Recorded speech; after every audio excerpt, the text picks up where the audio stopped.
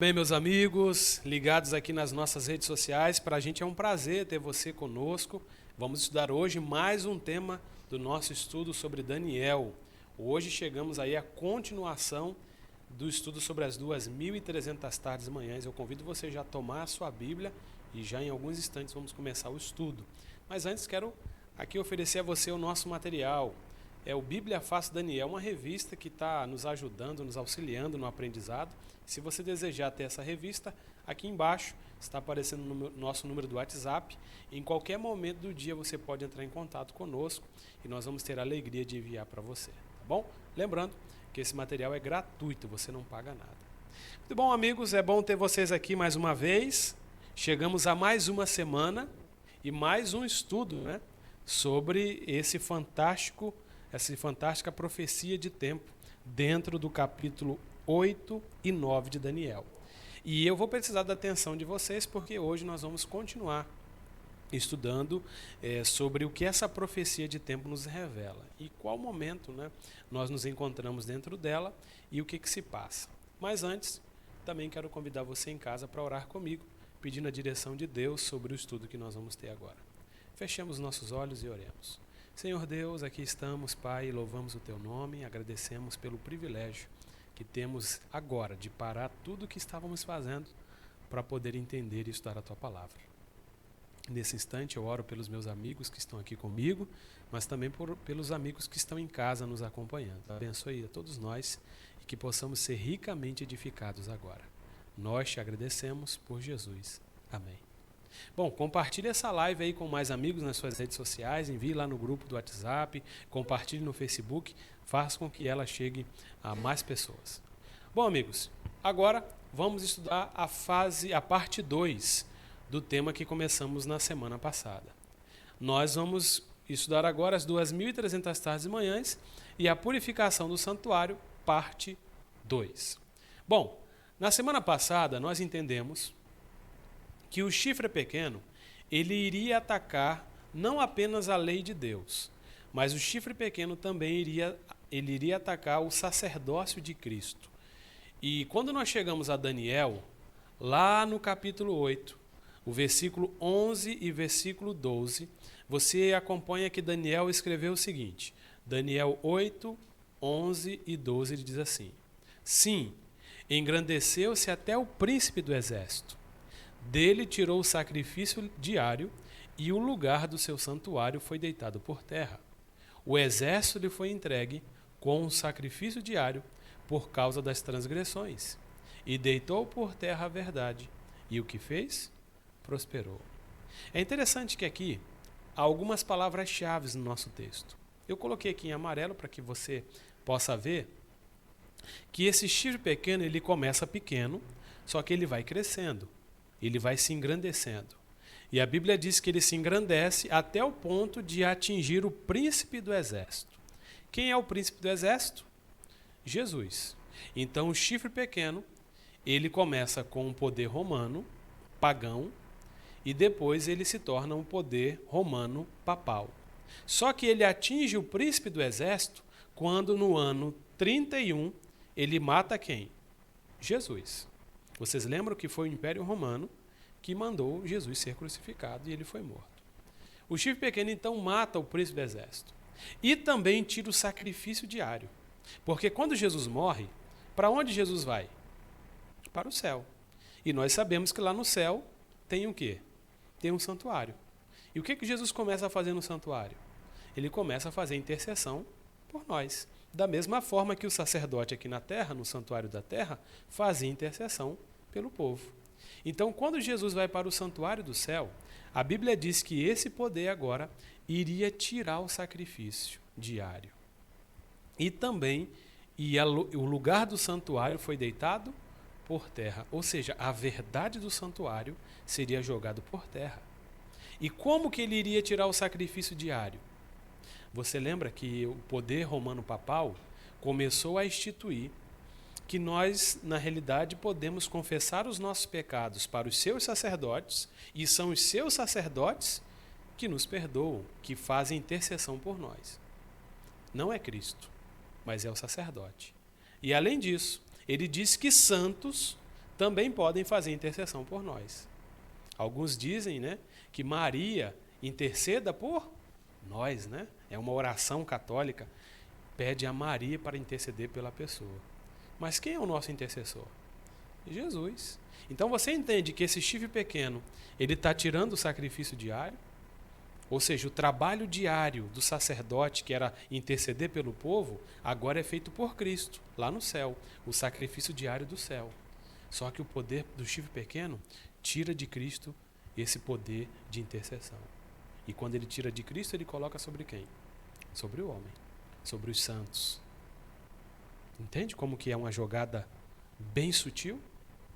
Mas diz mais. Diz que esse exército lhe foi entregue e ele agora deitou por terra a verdade. O chifre pequeno, ele pega as verdades da Bíblia e ele começa a lançar por terra. Por exemplo, nós vemos que algumas verdades das Escrituras começaram a ser pisadas por Roma, tanto na sua fase pagã, como na sua fase papal. Vocês sabem que Roma ela se dividiu em dois momentos. No momento em que ela era pagã, mas houve um momento em que ela se cristianizou-se, né? E virou agora Roma papal. Ela começa a lançar as verdades de Deus por terra. Quando nós olhamos, por exemplo, o segundo mandamento, que diz que nós não devemos adorar imagem de esculturas, Roma agora tira esse mandamento. Roma também diz que nós não temos mais que guardar o sábado, mas temos os domingos e dias de festas, né, os dias santos. Isso está lá no Catecismo Romano.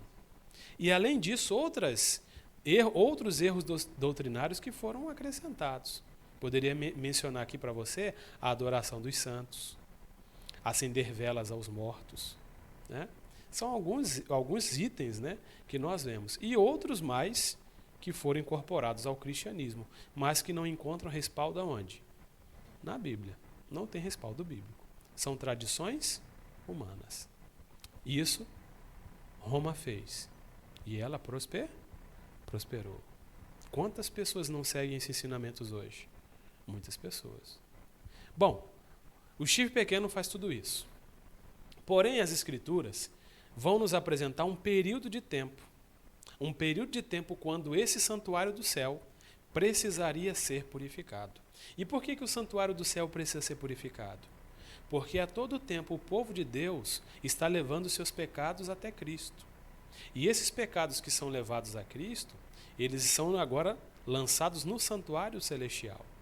Cristo agora faz intercessão por essas pessoas. Essas pessoas voltam perdoadas, mas os seus pecados não são apagados. Lembra do que acontecia no santuário da terra?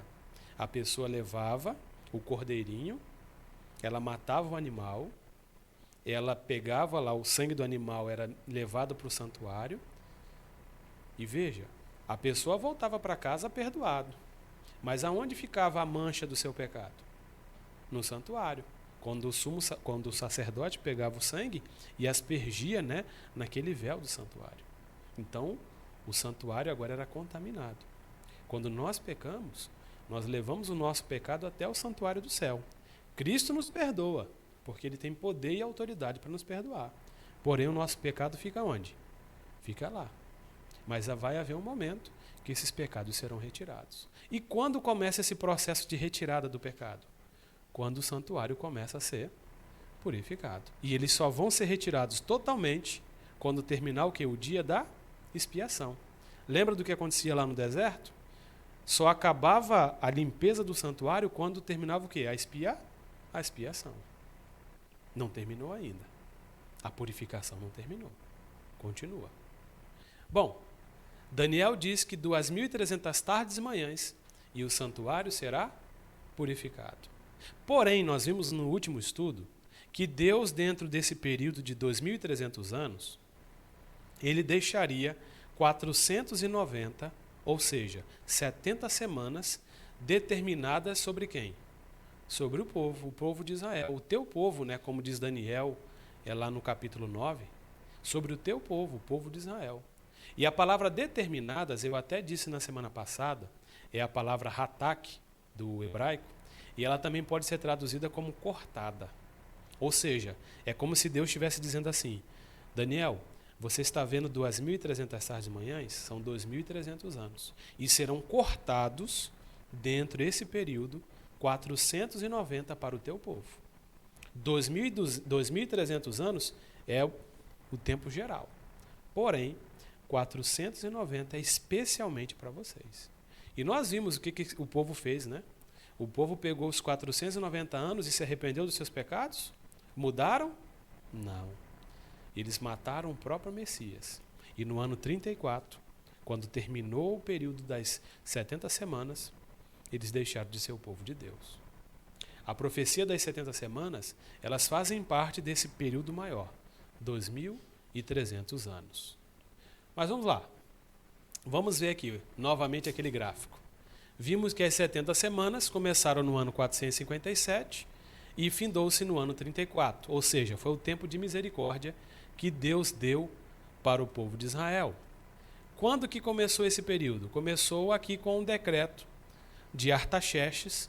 7 semanas se passaram para que a cidade fosse reconstruída, Jerusalém pudesse ser reconstruída. Então, começou as outras 62 semanas, que foi até o batismo de Jesus, no ano 27, e do batismo de Jesus em diante começa a última semana. Então, vai fazendo a conta. 7 semanas, mais 62, 69. E agora começa a última semana para completar as 70. Completando as 70, a Bíblia diz que na metade dessa última semana, o ungido, né, Jesus, o príncipe, ele seria morto. E foi o que aconteceu no ano 31. E 3 anos e meio depois, ou seja, os últimos 3 anos e meio de misericórdia, o povo de Israel abandona, né, esses 3 anos e meio de misericórdia. E no ano 34, eles apedrejam Estevão, que foi o primeiro mártir cristão da história. Nesse ano, o povo deixa de ser o povo de Deus. Israel já não é mais o povo de Deus. Não quer dizer que um israelita não pode ser salvo.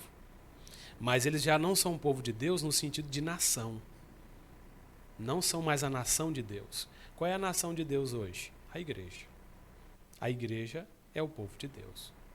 Bom, aqui vimos então que passaram 490, só que restaram ainda um período de tempo.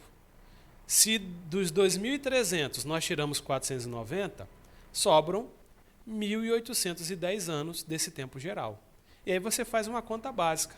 Se você tem os 490 anos terminando no ano 34, e você soma mais 1.810, isso vai te levar até que ano?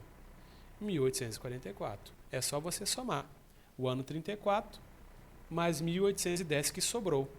Vai te levar até 1844. Ou seja, esse ano seria o ano em que o santuário do céu seria purificado. Tá bom? Bom, vamos lá. Vemos aqui o outro gráfico, né? O outro gráfico nos apresenta ali de uma maneira bem simplificada como o início, né, e os fatos que foram acontecendo. Veja que Deus ele vai destrinchando a profecia de tempo com vários detalhes, né, o que vai acontecendo, tempo por tempo, tempo por tempo. E assim chegamos ao livro de Levítico, no capítulo 16, o verso 29. Levítico 16, verso 29, ele vai falar sobre o dia da expiação lá no antigo Israel. E o dia da expiação no antigo Israel acontecia no 10º dia do 7º mês.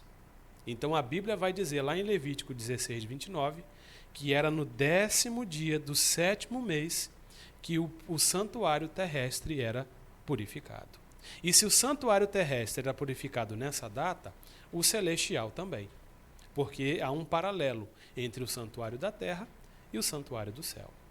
Então, nesse dia 10 do 7º mês do ano de 1844, o santuário seria purificado. Porém, esse calendário judaico precisa agora ser harmonizado com o nosso calendário. O calendário do povo de Israel lá do passado não é o mesmo calendário que nós temos hoje. Então é necessário agora você harmonizar qual é o 10º dia do 7º mês do calendário judaico com o calendário que nós temos, que é o calendário gregoriano. E os estudos nos apontam que o 10º dia do 7º mês, no ano de 1844, cairia no nosso calendário no dia 22 de outubro de 1844. Ou seja, o santuário do céu, ele começaria a ser purificado nessa data, 22 de outubro de 1844. Então veja, do ano 457 até o dia 22 de outubro de 1844, Deus está dando uma profecia de tempo. E ele está falando, quando essa profecia terminar, o santuário do céu começa a ser purificado e o juízo também começa. Começa o juízo. O juízo de Deus começa. E eu expliquei para vocês que o juízo de Deus acontece em 3 etapas. Há muitos que pensam que o juízo de Deus acontece num momento único. Não, não. Deus ele começa o seu juízo a partir desse período, 1844, e esse momento do juízo é conhecido como juízo investigativo. Deus está investigando caso por caso. Porque quando esse juízo terminar, Jesus já volta. E quando Jesus voltar, ele não vai definir ainda quem vai ser salvo. Ele já volta para buscar quem está salvo. Por isso que o juízo acontece antes da volta de Jesus. Por quê? Por voltar, ele já vem buscar quem já está salvo. Tá bom? Bom, vamos mais. No dia 22 de outubro de 1844, a profecia nos indica que aconteceria um evento no céu, mas também aconteceria um evento na terra. Um evento no céu e um evento na terra. O evento do céu eu já falei para vocês aqui, mas Cristo agora começa uma outra fase do seu ministério. Jesus ele tem um ministério trifásico, né? Jesus teve o seu ministério aqui na terra e no céu ele tem duas funções. E essas duas funções no céu, elas começaram no ano 31, quando ele subiu, ressuscitou, e em 1844 ele começa agora uma outra fase do seu ministério. E já eu digo para vocês que fase é essa. Porém, agora Cristo lá no céu, nessa data, 22 de outubro, ele começa a fazer uma obra no santuário celestial. Porém, na terra, tem que acontecer algo. Na terra agora vai surgir a igreja remanescente. E para que essa igreja vai surgir? Você lembra que a obra do chifre pequeno é jogar por terra as verdades? Nesse momento, quando o juízo começa no céu, Deus começa a fazer com que as verdades na terra comecem a ser restauradas. Não adianta Jesus começar uma obra no céu se na terra o erro continua. Deus tem que levantar um povo que vai começar a pregar as verdades que antes estavam abandonadas, esquecidas. Tá bom? Bom, lá no santuário da terra, nós vimos que esse santuário ele tinha 2 compartimentos. Do tabernáculo tinha um compartimento chamado lugar santo e lugar santíssimo. No lugar santo só entrava quem? No lugar santo entrava quem? Os sacerdotes. Então os sacerdotes, que eram vários sacerdotes, eles todos os dias entravam no lugar santo. E se Jesus ele cumpre essa função, nós entendemos que Jesus então, em algum momento ele foi sacerdote. Só que em 1844, Jesus ele não é apenas sacerdote. Ele agora vai entrar na outra parte do santuário do céu, que nós chamamos Santíssimo. E nessa parte do santuário do céu, chamada Santíssimo, já não pode entrar o sacerdote. Tem que entrar quem? Sumo sacerdote. Lembra do santuário da terra? No lugar santo, entrava o sacerdote. No lugar santíssimo, só quem entrava? O sumo sacerdote. E quando que ele entrava? Só um dia do ano. No dia da expiação. Você entende por que Jesus só pode entrar nessa data? Porque é nessa data que começa o quê? A expiação. É nessa data que ele estreia a sua função de quê? Sumo sacerdote. Então isso nos faz pensar o quê? E nos leva a que conclusão? Que Jesus ele tem um ministério bifásico. Como assim, pastor, um ministério bifásico? Ou seja, o ministério dele no céu tem 2 fases. Uma fase como sacerdote e uma fase como sumo sacerdote. E se você puder ir à Bíblia, nós vamos ler aqui alguns textos lá no livro de Hebreus. Hebreus. Você em casa, tome a sua Bíblia também. Hebreus, capítulo 7. E nós vamos ver o ministério de Cristo bifásico. Hebreus.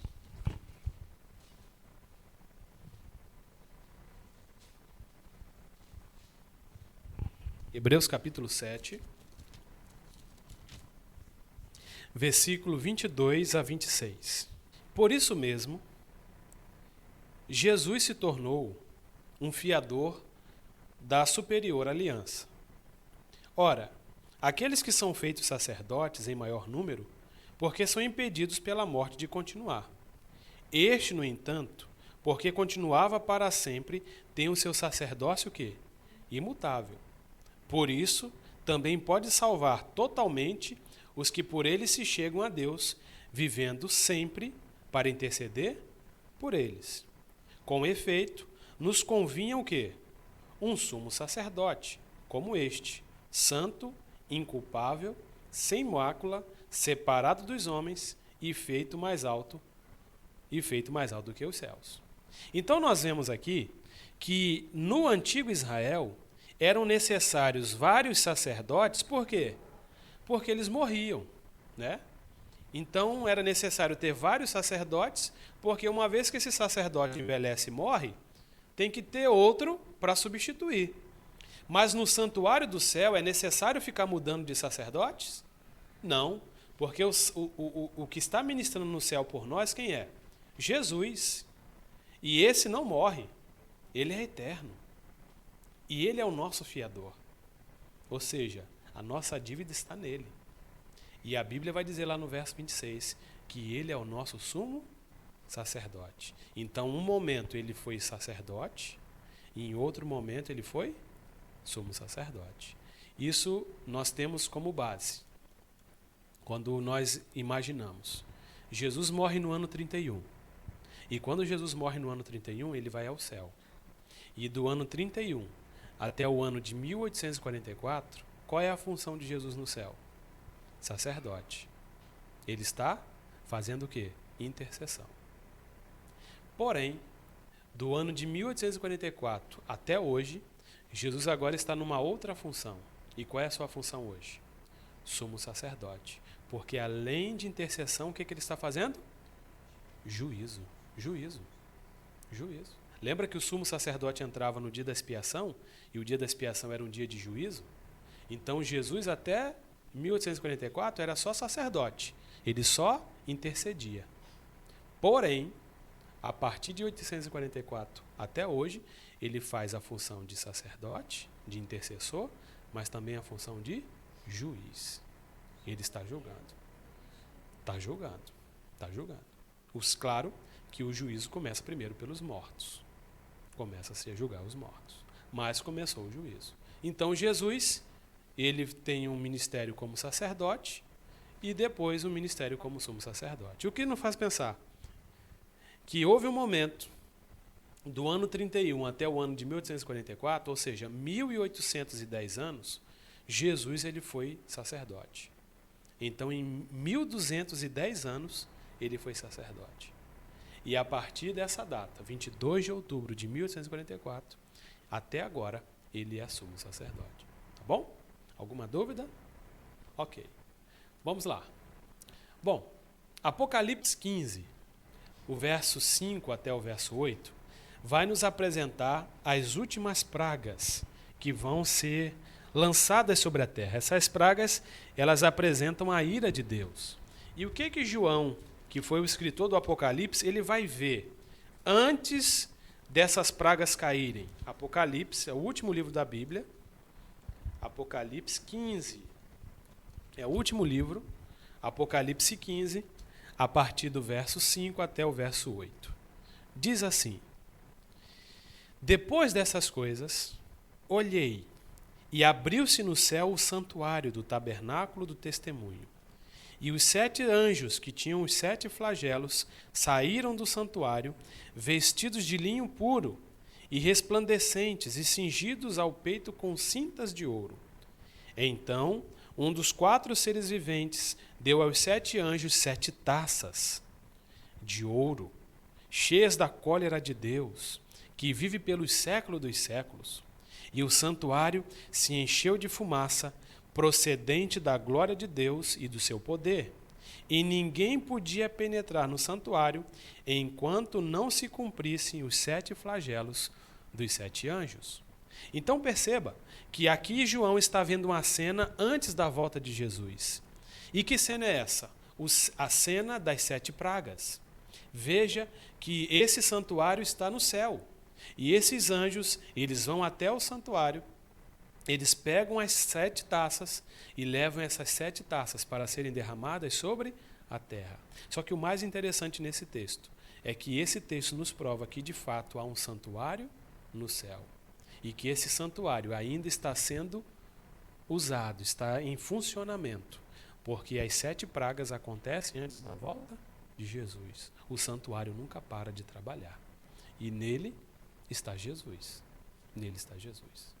Daqui a pouco nós iremos continuar estudando sobre a profecia do santuário celestial e sobre essas 2.300 tardes, que vai agora nos apresentar um momento em que esse templo do céu será purificado e o que envolve a todos nós habitantes desse planeta. Nós voltamos já, fique conosco.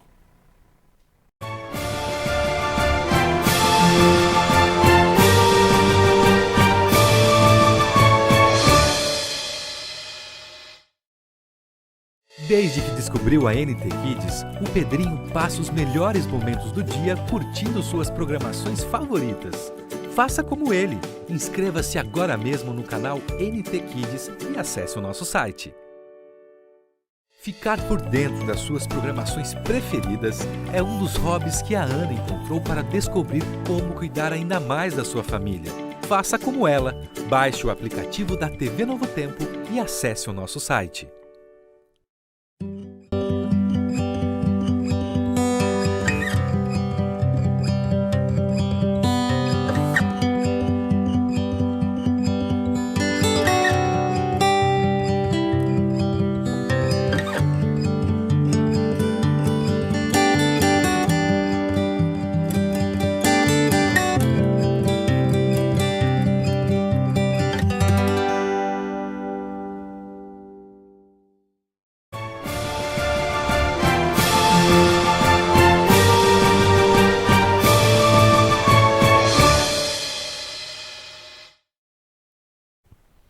Muito bem, meus amigos, voltamos do nosso intervalo. É bom ter você aqui conosco. Compartilhe a nossa live aí para mais pessoas poderem aprender sobre o que nós estamos estudando.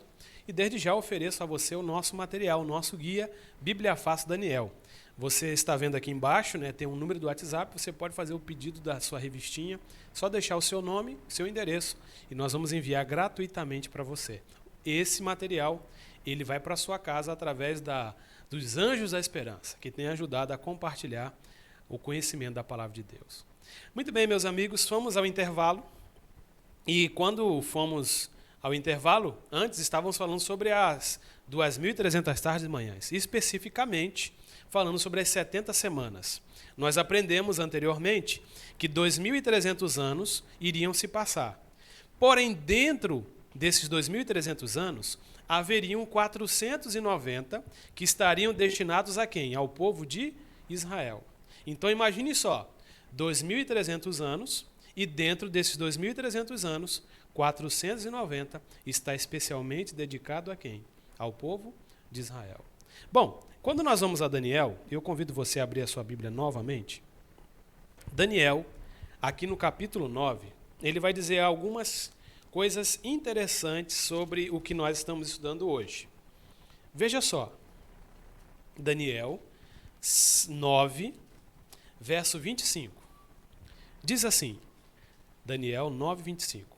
Sabe e entende, desde a saída da ordem para restaurar e edificar Jerusalém até ungido, ao príncipe, 7 semanas e 62 semanas, as praças e as circunvalações se reedificarão, mas em tempos angustiosos. Verso 26. Depois das 62 semanas será morto quem? O ungido. E quem é esse ungido? Quem é esse príncipe que Daniel ele está vendo aqui na profecia? O próprio Jesus. Então a profecia está apontando para um tempo em que o Messias estaria aqui na terra. Está dando algumas datas para nós. Interessante que a profecia vai dizer que vai se passar primeiro 7 semanas, e depois mais 62, e por último, mais uma semana. Então faz as contas. Nós temos 7 semanas, com mais 62, quanto que nós temos? 69. E com mais uma semana, 70 semanas. Fechou as 70. Então veja que a profecia agora aqui nas 70 semanas, a profecia vai começar a ser o quê? Destrinchada. Vai se passar 7 semanas, aí depois mais 62 e por último vai haver mais uma semana. Ao total 7. O que aconteceu nas primeiras 7 semanas? Quando nós vamos ao estudo da profecia, nós vamos perceber que as primeiras 7 semanas, 7 vezes 7, 49.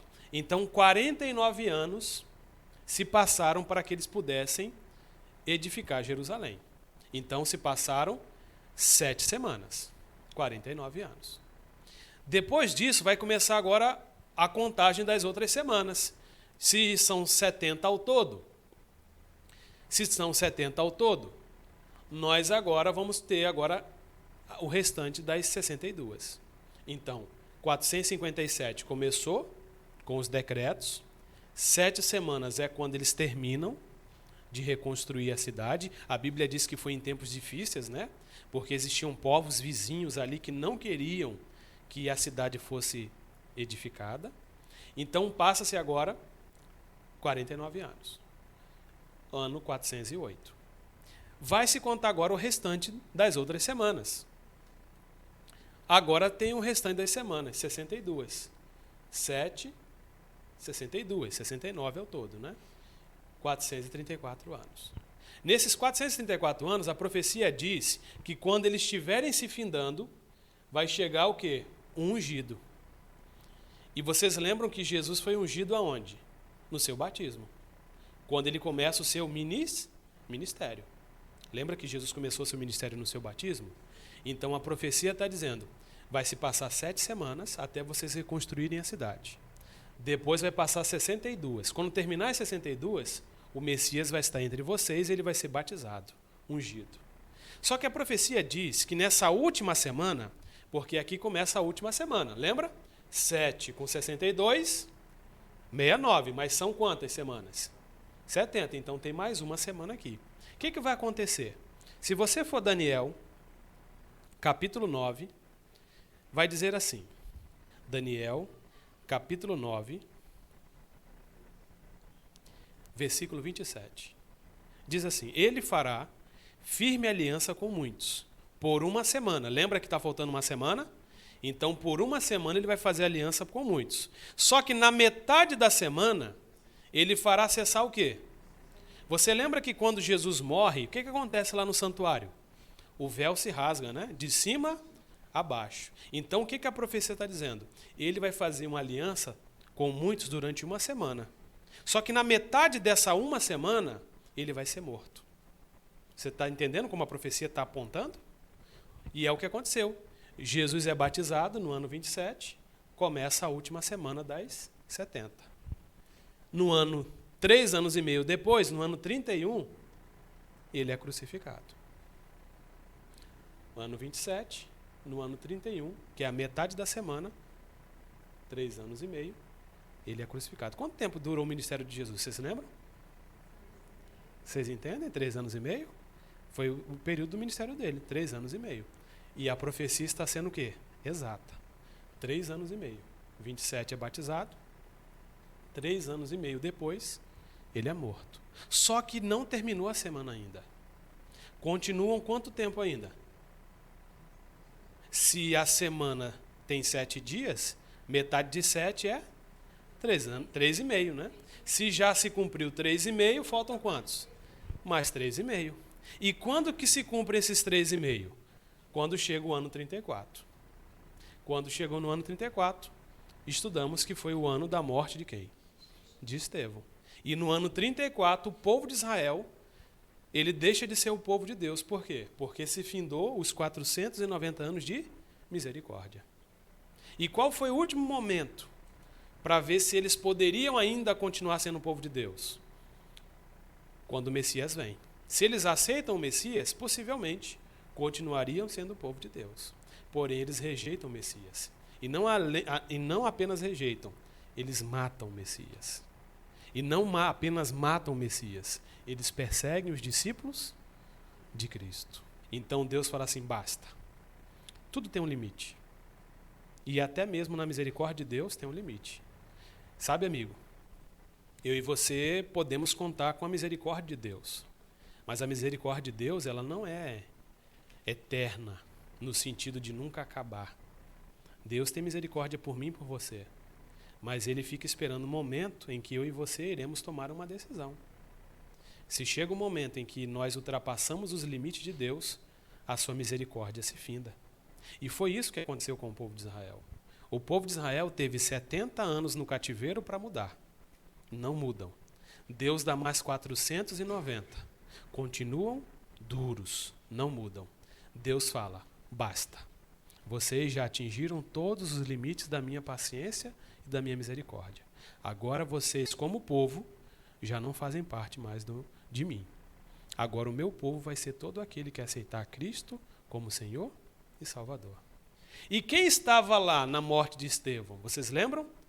Paulo, que a priori tinha o nome de Saulo, né? E ele estava vendo o Estevão ser morto. E no mesmo dia em que o povo de Deus, Israel deixa de ser o povo de Deus, está ali um apóstolo que seria o grande pregador entre os gentios. Ali Deus está sendo muito enfático. A partir de agora, vocês não serão mais a minha nação, porque a minha nação será todos aqueles que confessarem a Jesus como Senhor. Vocês entendem como que essa profecia de tempo ela é precisa?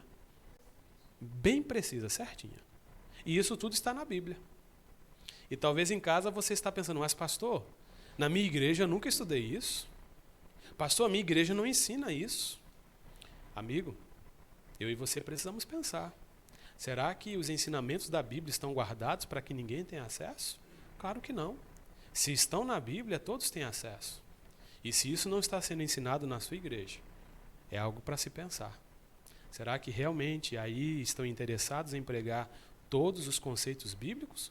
Ou ficam sendo seletivos, aquilo que mais importa? Pense com carinho sobre isso. Bom, amigos, entendemos que 2.300 anos é o tempo geral. 490 se cumpriu para o povo de Israel.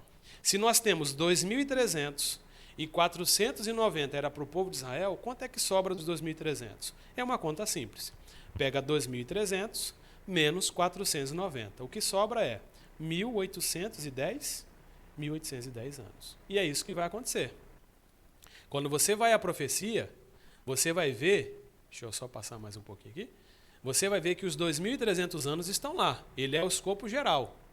E você pega 2.300 menos 490, sobra 1.810 anos.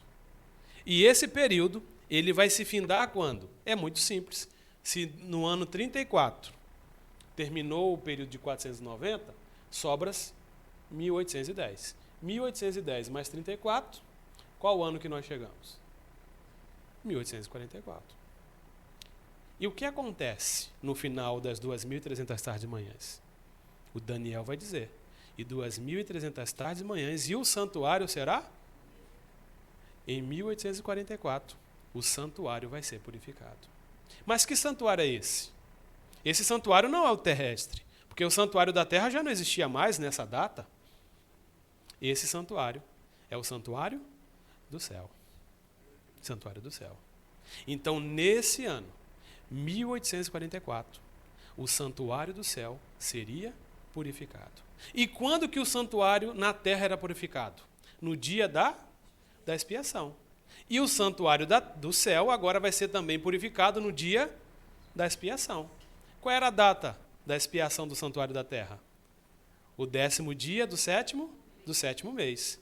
A mesma data que o santuário do céu vai ser purificado. O 10º dia do 7º mês. Por quê? Porque existe um paralelo entre o santuário do céu com o santuário da terra.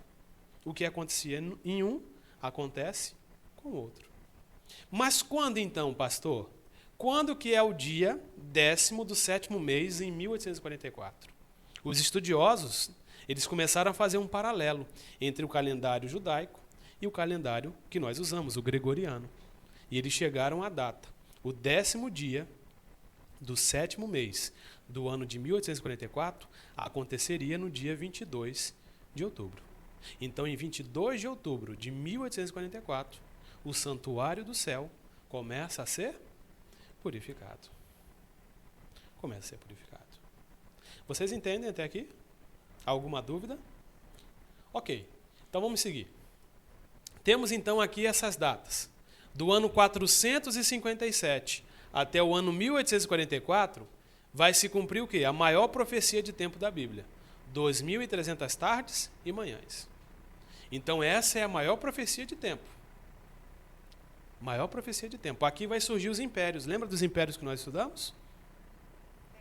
Babilônia, Medopérsia, Grécia, Roma, tudo vai cobrir esse espaço aqui. E Deus vai apontando. E ele vai dizer que vai surgir um chifre pequeno. E qual é o grande trabalho do chifre pequeno? Vocês e eu estudamos na semana passada. Você em casa está lembrado? O chifre pequeno vai lutar contra o quê? O santuário da onde? Do céu. Porque ele vai fazer o quê com o santuário do céu? Jogar por terra as estrelas, magoar o Altíssimo, tudo. Porque o grande interesse do chifre pequeno é fazer com que eu e você não compreendamos que há um sumo sacerdote no céu. O chifre pequeno diz que há sacerdotes na terra que nos perdoam. Ou seja, a intenção deles é você não entender que há um intercessor no céu. Que você pode procurar qualquer homem na terra e esse homem vai ser o seu intercessor. Com isso, ele ataca o santuário do céu. Porque se o santuário do céu existe para perdoar os nossos pecados, como era o santuário da terra, quando ele diz que o santuário do céu não está fazendo intercessão por você, mas eles aqui na terra, eles estão jogando essa verdade por terra. E agora Cristo precisa fazer uma purificação desse santuário. Jesus precisa purificá-lo. Mas purificá-lo de quê? Você lembra que no santuário da terra, durante um ano, o povo levava o sangue dos animais lá para o santuário. E aquele sangue significava o quê? O pecado do povo. Porque o animal morria no seu lugar. E quando o animal morria no seu lugar, aquele sangue que era levado para o santuário, ele contaminava quê? O santuário.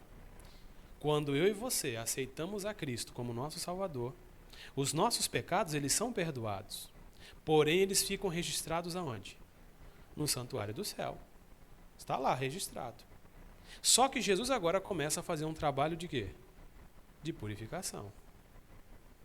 Aquele mesmo trabalho que o sumo sacerdote fazia no santuário da terra, é o trabalho que Cristo vai fazer no santuário do céu.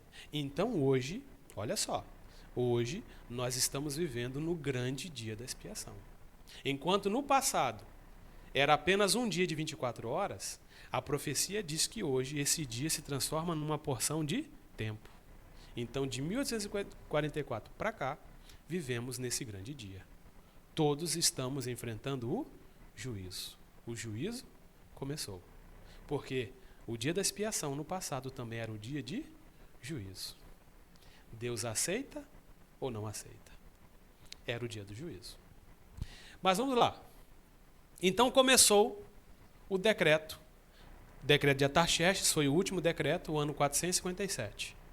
Depois, nós vamos ter ali 408, o ano que eles terminam de reconstruir a cidade. Mais à frente, nós temos aí alguns relatos. Por exemplo, chegamos ao ano 0, e alguns podem estar fazendo a conta em casa e está chegando no ano 43. É porque nós não temos o ano 0, tá bom? Então acrescenta um ano a mais. E aí Jesus é batizado no ano 27. Depois que ele é batizado no ano 27, o ano 31 é o ano da sua morte. O ano 34 é o ano em que Estevão é apedrejado e Israel deixa de ser o povo de Deus.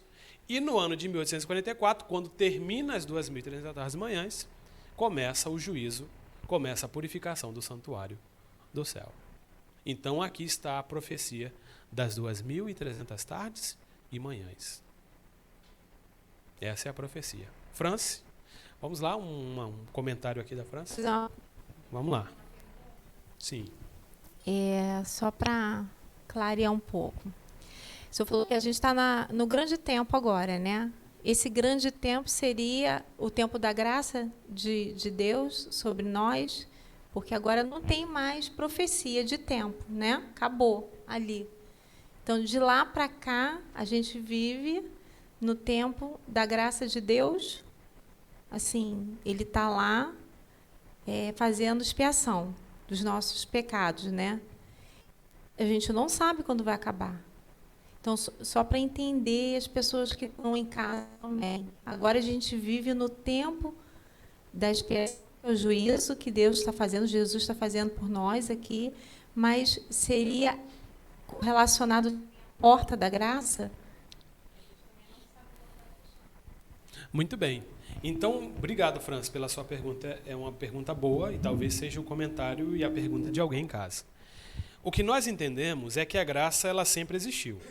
Quando nós mencionamos que em 1844 começou o período do juízo e da purificação, não é porque nesse tempo começou a graça. A graça sempre existiu. O que começou em 1844 foi um processo de purificação do santuário do céu.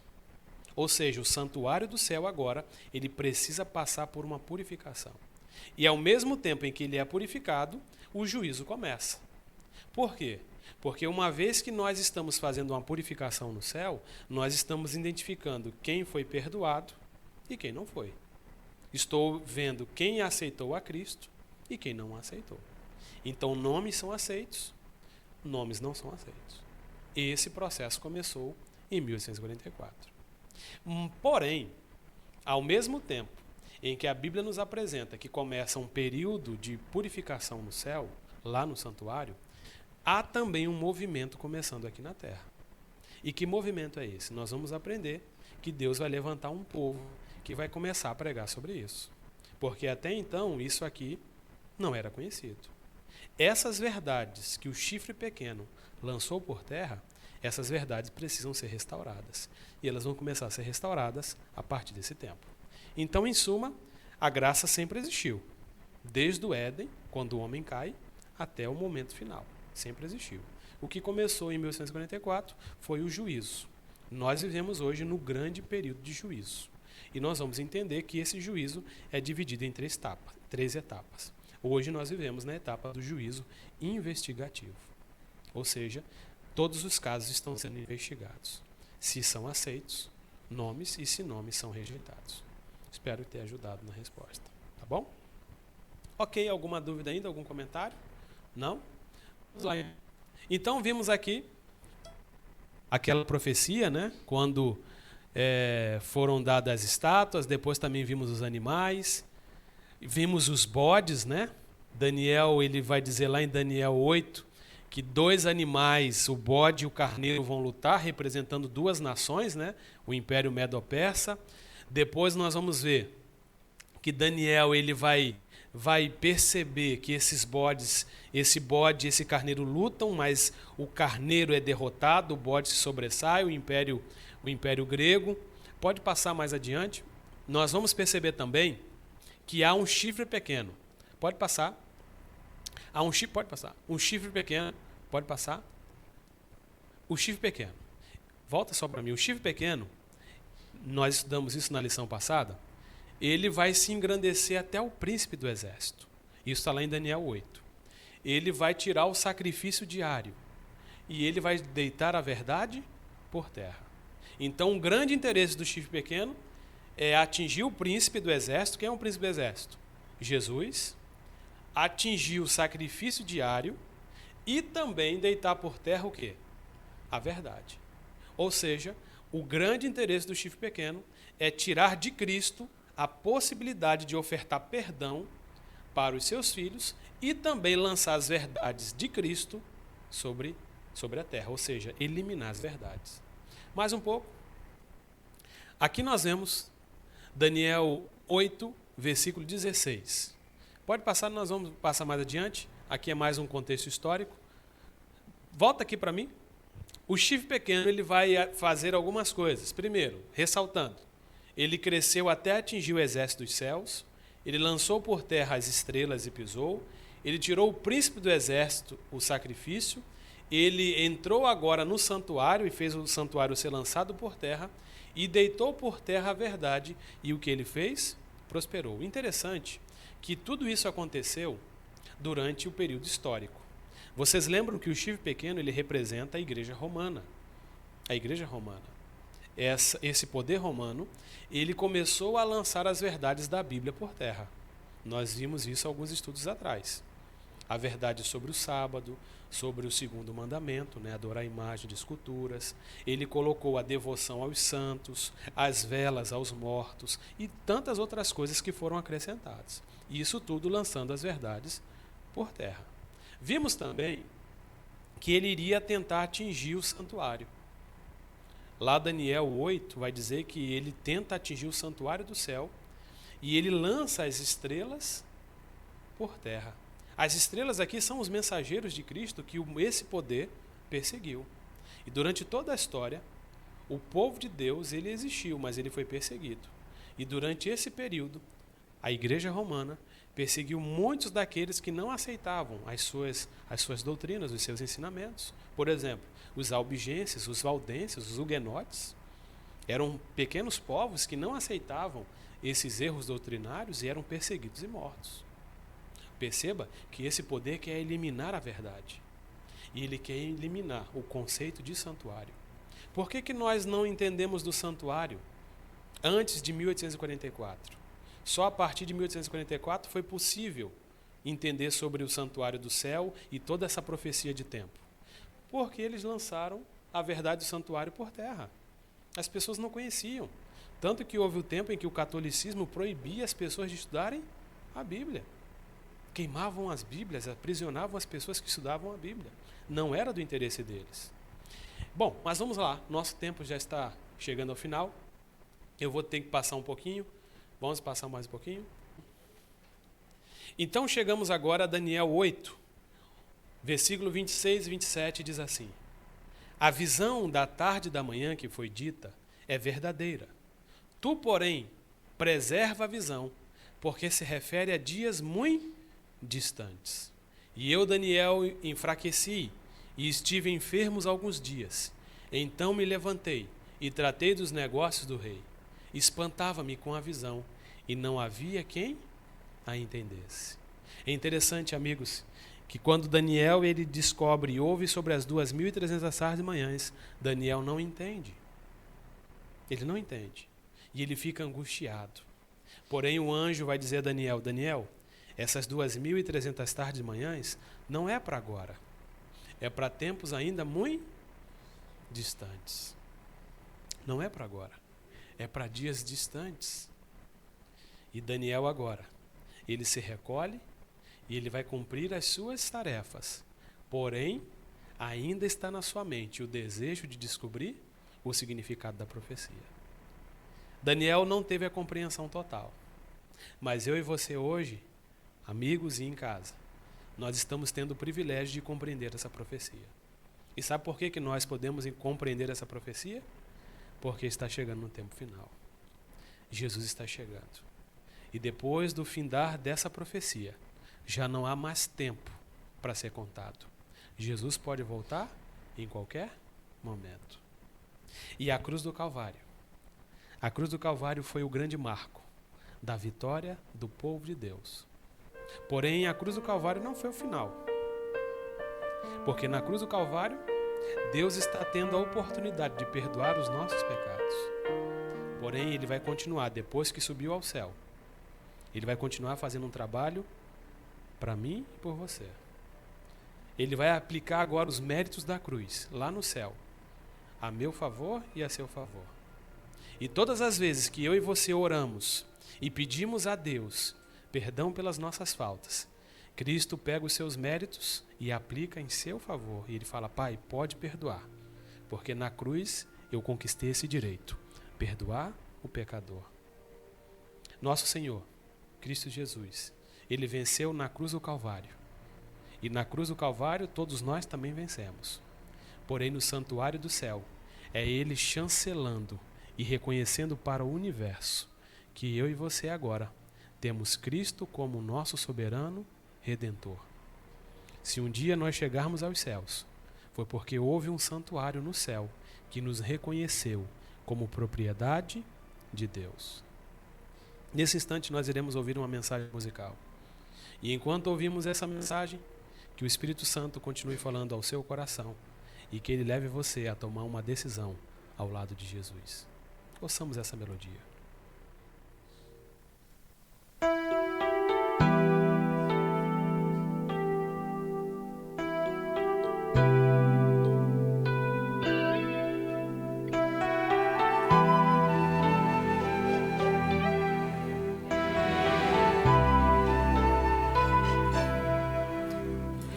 Em um túmulo vazio, uma lágrima rolou.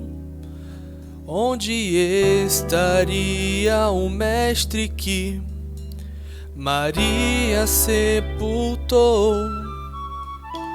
De coração partido, com o estranho conversou. Reconheceu a voz no instante em que o seu nome pronunciou. Quando Cristo diz seu nome, tudo em volta se ilumina, pois ninguém no mundo inteiro diz seu nome assim.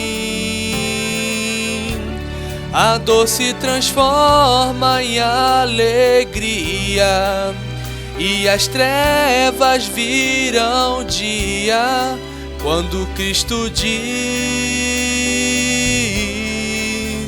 seu nome.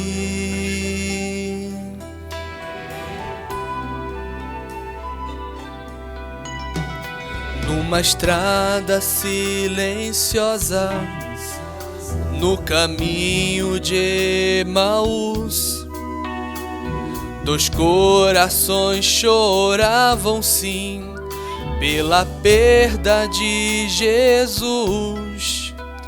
Um estranho se aproxima e começa a conversar. Na dor nem perceberam que era o próprio Cristo a lhes falar.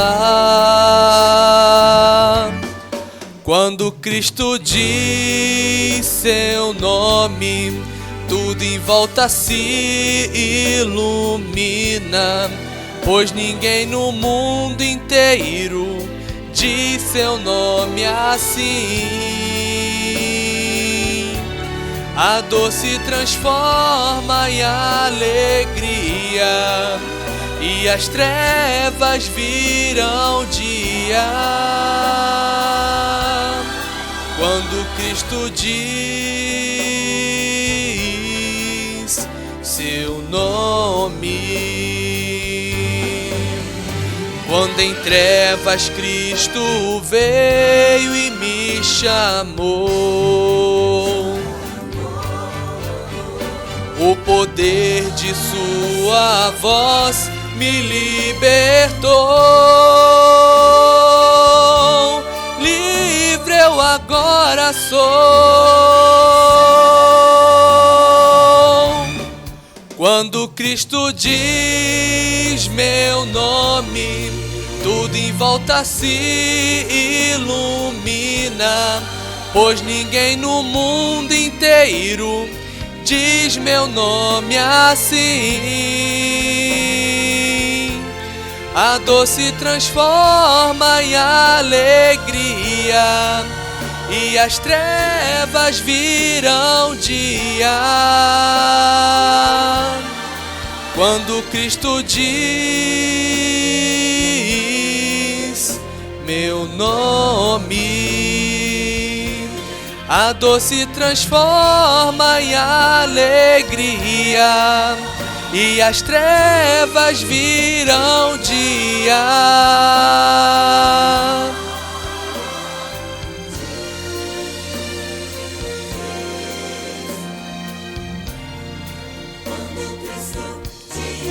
Quando Cristo diz